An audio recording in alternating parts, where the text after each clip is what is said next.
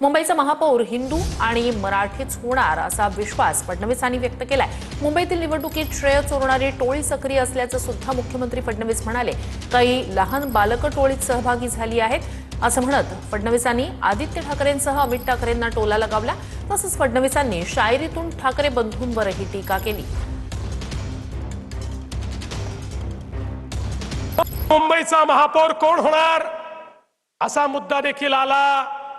मी परवा स्पष्ट सांगितलं, आता आमच्या एकनाथराव शिंदेजींनी देखील स्पष्ट सांगितलं, मुंबईचा महापौर महायुतीचाच होणार, मुंबईचा महापौर हिंदूच होणार आणि मुंबईचा महापौर मराठीच होणार।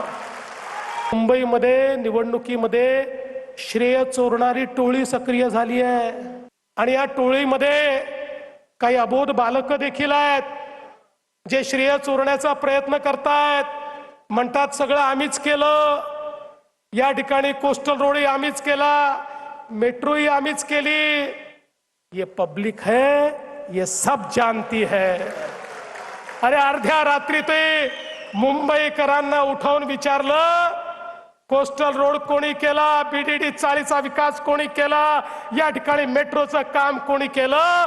अर्ध्या रात्री मुंबईकर सांगतील हे महायुतीने केलं। मला काही पत्रकार म्हणाले, दोघं भाऊ एकत्रित आले, आता तुमचं काय होणार, आता तुम्ही कसं लढणार?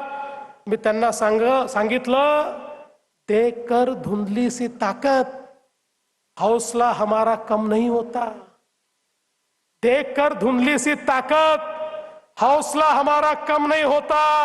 अरे झूठी आंधियों से वही डरे जिन चिरागों में दम नहीं होता।